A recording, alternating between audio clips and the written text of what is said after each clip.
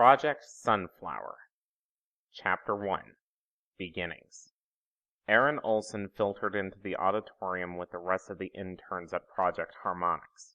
There were 47 of them in all, herself included, wandering into the room with a complete lack of haste. Many of the other interns were whispering excitedly back and forth to each other, wondering what they had been called together for. Aaron found herself unable to summon much enthusiasm.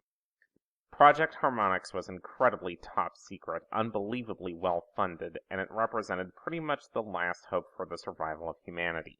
Not only billions of lives, but all of the culture and history of the human race hung in the balance. The work itself, though, was about as exciting as watching paint dry. Most of Erin's day was spent carefully calibrating her own emitter array, staring at a screen and making minute adjustments until she found something that seemed to fit within the correct parameters. She would then take a snapshot of the data she found, sending the information to the actual scientists who work in the emitter labs. Each snapshot she sent was a potential new world, which had really excited her at first. But since she herself never got to see the results, the work eventually just got boring. After a few months, it went beyond boring and straight into mind-numbingly tedious. She'd been on the project for a little over 4 months now, and the most exciting thing she could remember happening was when the cafeteria had Make-Your-Own Sunday Day for lunch a week ago. She missed Sunday Day. Erin picked out a seat somewhere towards the back, slumping into it with a sigh. As she'd left her desk, she'd snagged a notepad and pen for any notes she might need to take, since personal tablets were forbidden by security. She laid the notepad on her lap and tucked the pen behind her ear, adjusting her short brown hair in the process. The reason she'd picked a chair near the back was because she'd wanted to be one of the first ones out once the meeting was over. Not because she was in any hurry to return to her work, of course. Rather, it was because she might be able to steal a few minutes of personal time just to go for a short walk while everyone else was tied up in getting out of the room. Those brief moments of private time were all that Aaron had to break up the tedium of the day. After a few moments, there was motion at the podium. A stout older man in a brown suit and red bow tie walked in, and by his massive spectacles, bushy salt and pepper beard, and bald head, Aaron was able to identify him as Dr. Paul Velchik. He was the project head, a man she had seen only a handful of times in the half year she had been at the Harmonix compound. She perked up a little. Maybe this meeting would be interesting after all. Dr. Velchik signaled to the audio technician that he was ready to begin and stepped towards the podium. The lights dimmed, and the interns stopped muttering to each other and instead focused on him. He cleared his throat and then spoke into the microphone. Good afternoon, ladies and gentlemen. First of all, I wanted to thank you for helping with Project Harmonix. I know the work is hard, and especially your end of the work is very tedious, but what we're doing here is, quite simply, the most important thing in the world today. You've all been working very hard. I can't thank you enough for that. But it's time, I think, to show you some of the fruits of your labors. Yes, yes, he said, as excited whispering sprung up in the audience hall. That's right. We're going to show you just a few of the worlds you've helped us to discover. He waited for a moment for the excitement his statement caused to die down a little. Aaron felt her own heart racing with the excitement of the moment, and resenting the distracting muttering of the other interns around her. First up, there was a click, and what looked like a blurry video filled up the large screen to his left. This world was actually the first world we'd ever found. I apologize for the image quality, but the equipment we had back then was merely an early prototype. Images to follow will be much clearer. The technicians dubbed this one Lava World, and I'm sure you can see why.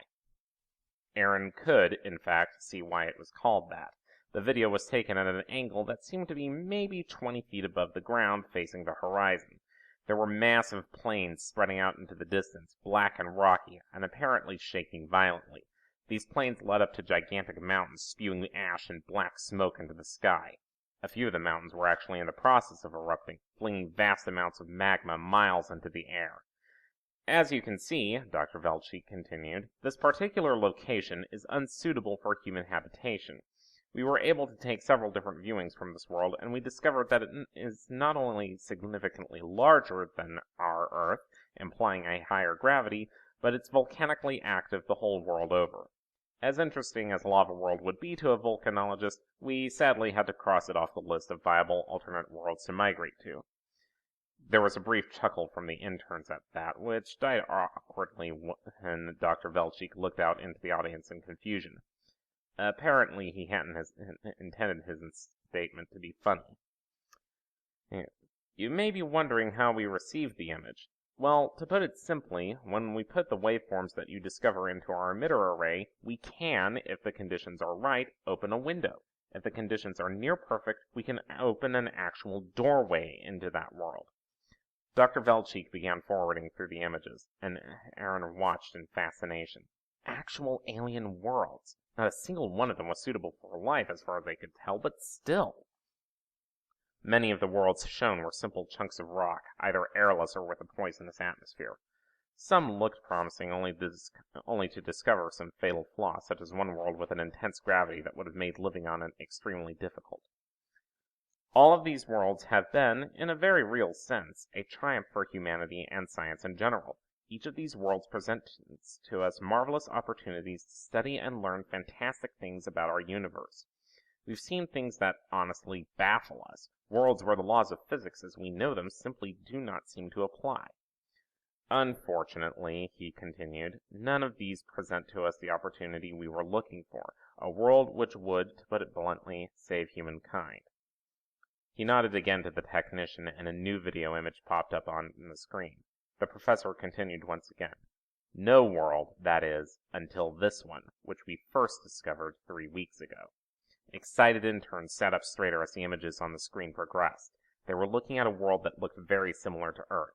The green grass and trees were immediately obvious. Deep blue skies with white cotton-puffed clouds spanned overhead. It was picturesque, though it seemed oddly brighter than they were used to seeing.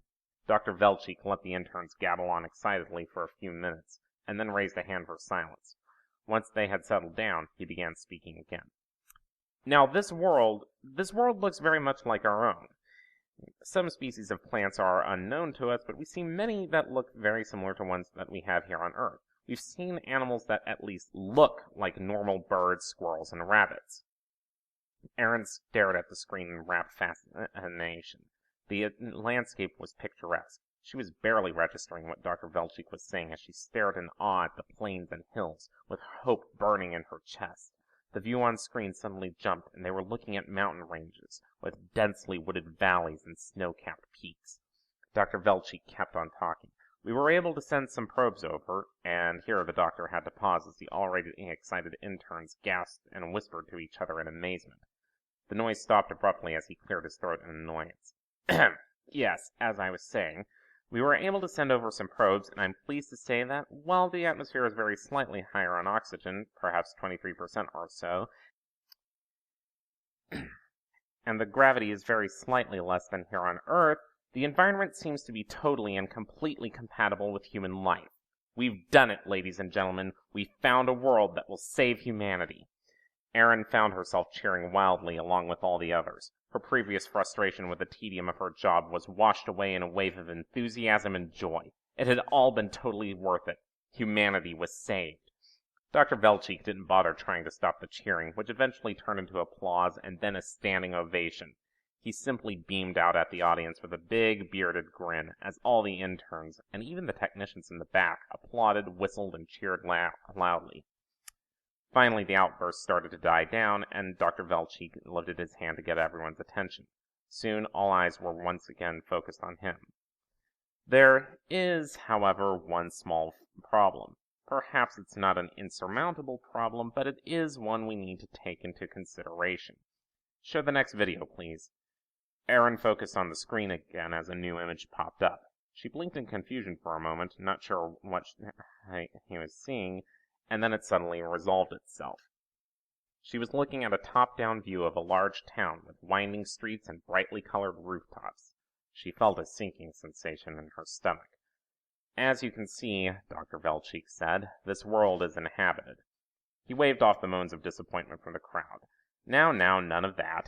It's inhabited, yes, but the population density is nowhere near that of the Earth, at least in the regions we've been able to see so far. Granted, that's only a small portion of this world, as there is something about this one that makes matching harmonics with it, well, tricky, to say the least. But it's entirely possible that we can coexist with the inhabitants. But first we need to learn more about them. Because you see, they aren't exactly human. Erin's breath caught in her throat, and she heard several others gasp as well. Just finding out that there were other worlds within reach that could support human life was thrilling enough. However, intelligent, non-human life was something, well, shocking. Even though it was a known possibility, to hear it stated as fact was simply incredible. Now, this is one of the larger settlements we've found. For the most part, they appear to be a community of farmers. It seems fairly similar to the USA in the mid-1800s, actually. If they turn out to be hostile or inhospitable, we could, if we wanted to, simply move in by force and take what we needed. Erin felt her stomach churn at the thought. On the one hand, it was the human race's very survival they were talking about. On the other, just the very thought of human beings being like the alien invaders in the science fiction novels she read made her distinctly uncomfortable. We'd much rather coexist, of course, but we're talking about the future of the human race here. We're talking about our survival as a species, and we're talking about billions of lives. Naturally, we're still looking for other viable alternate worlds while we study this one. Maybe we can find an uninhabited one that is similar enough to the Earth that we can move there instead. If not, Dr. Velchik continued, then it's entirely possible that they would be friendly and welcome us into their world. They seem friendly enough as it is. We'd still like to get some people over there to study them unobtrusively, but for now we're just watching everything we can whenever we're able to get a window open, which is anywhere from 5 to 20 minutes on average, once or twice a week. And now, he said with a chuckle, I bet you're all just dying to see what our alien intelligence looks like. He smiled once again at the brief but loud affirmation from his audience. Last video, please, he said to the technicians. Erin focused her attention once again on the screen. Nobody in the audience even made a peep. Dr. Velchik, however, continued talking, speaking as if he were narrating a nature documentary. And here we have some lovely rolling hillsides with a fairly large forest off to the west. As you can see, it's a pleasant day.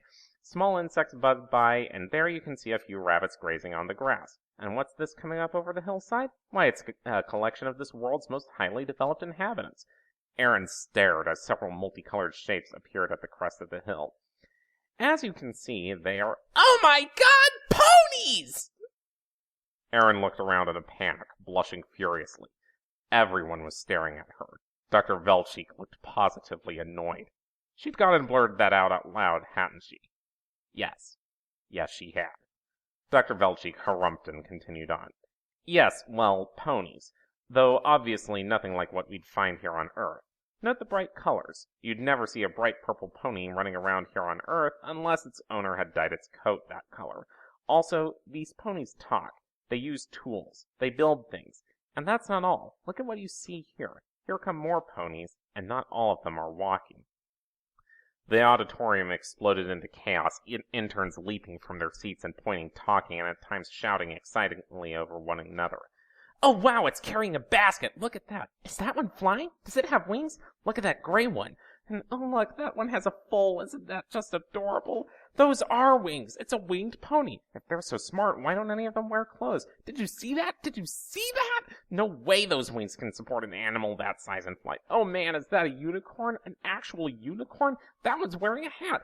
Oh my god, this is so incredibly amazing! I can't believe we found intelligent life out there, and it's ponies having a picnic, and they look so cute and adorable, and oh man, it's awesome that they can fly in, the colors are so pretty, and they're all smiling and look so happy, and— Erin sputtered to a halt as she realized that she was rambling. Luckily, nobody else seemed to notice, as they were all staring raptly at the screens and babbling away themselves. She returned her attention to the ponies frolicking on the screen. They were playing games, laughing, eating. One, a purple unicorn, was sitting on a blanket a little way away from the others, apparently reading a book that was propped against her picnic basket. It shouldn't surprise anyone, Dr. Velchik said, that my team has dubbed this place Pony World. There was no response, as all the interns were still staring raptly at the screen, chattering animatedly with each other. Ahem! The auditorium continued to ignore it. Ahem! When there was still no response from the audience, Dr. Velchik sighed and signaled the AV tech, who cut off the video. The interns all groaned in disappointment, but returned their attention to the podium. Now, back to business, Dr. Velchik said once the muttering had died down. We need to get a sense of the pony society. How is it organized? What are the people, ponies like? Are they religious? Do they have any needs that we could supply for them in return for letting us live there? Are there any large areas of land we can move our populations to? Basically, we need vast amounts of information. More than we can get by pushing probes out there and watching through the occasional window. And that's why I called you all together. He had their attention now. All eyes were glued on him. He was apparently savoring the moment as he smiled slightly and took a sip of water. What we need, essentially, are some volunteers. Aaron's hand shot up almost of its own volition. Ah, well, that was fast. You're the oh my god ponies girl, aren't you? What's your name, young lady? Aaron, sir. Aaron Olson.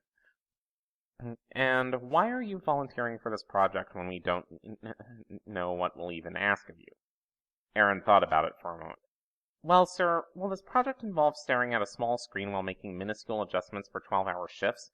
Dr. Velcheek laughed, as did many of the interns in the auditorium. No, it will not, but it will involve being subject to an experimental harmonics gateway, being sent to this new world, and observing the ponies in their environment for some time while we gather data. And also, you'll be undergoing surgery to have several various probes and sensors inserted into your body in order to better facilitate our data gathering. Aaron noticed her arms started drooping as the professor went on. Staying there? She thought she'd just help with observation. And what was that about surgery? Being turned into some sort of living cyborg probe thing didn't sound like a wise thing to do. Plus, what if the ponies, as cute and sweet-natured as they seemed, turned out to be hostile? Then again, the entire human race was at stake, which was why she had spent the last 6 months doing permanent damage to her eyes by staring at that stupid harmonics screen. Someone had to do it. Someone had to take the risk. Besides, anything would be better than another few months of staring at that screen. She determinedly forced her arm back up. I'm in, she said resolutely. Wonderful, Dr. Velcheek said with a grin breaking through his bearded face. Do we have any other takers? 3 others volunteered within the next few minutes, and one more hesitantly raised her hand as Dr. Velcheek continued to alternately plead, cajole, and entice others to volunteer. After another 5 minutes of no more raised hands, it became clear that he had all the volunteers he was going to get. Well then, he said, clearly not satisfied, but determined to put a good face on it. We have 5 volunteers, 5 brave souls who are willing to go the distance and face the unknown and, apparently that last young lady has reconsidered. Very well, 4 brave souls. Stand up then, you wonderful people. Stand up. We salute you. Aaron stood up, blushing furiously as Dr. Velcheek led a round of applause for her and the other volunteers. The applause continued for longer than it should have, then slowly and awkwardly died down. Aaron remained standing, unsure of what to do next. Dr. Velcheek had apparently forgotten about them and was leafing through some papers at the podium. She caught the eyes of another volunteer, a young man she knew as Adam. He shrugged and then motioned toward the podium. Aaron shrugged as well, and when Adam started to make his way down the aisle, she did as well. The other 2 volunteers also made their way down, and they all stood uncertainly on the floor next to the raised stage where the podium resided. Finally, Adam cleared his throat. What? Dr. Velcheek looked around, startled. Oh, yes, of course. Everyone, thank you for coming today. Feel free to take an hour of celebration at the cafeteria before returning to work. We still need to find other viable alternate worlds just in case this pony world doesn't pan out. Then, as the other interns started filtering out the back of the auditorium, Dr. Velcheek turned to the 4 volunteers and smiled warmly. Ah, my dear volunteers. Wonderful, wonderful. Please, for now, join your peers and get something to eat. It's a special day. We ordered in cake and ice cream, and it's waiting in the cafeteria. Mentioned that you're a volunteer, and you should get an extra large slice. Here you go. And with that, he handed each of them a folder with a few papers in it. Read over those as soon as you can, after the cake, of course, and meet me in conference room 4C in 3 hours. There are a few things we need to go over. Aaron opened her folder, as did the other 3 volunteers. It just seemed to be a standard release form, a confidentiality agreement, and a medical checklist. Well, Adam said, that sure was interesting. But for now, let's go get some cake. Aaron couldn't have agreed more, on both counts.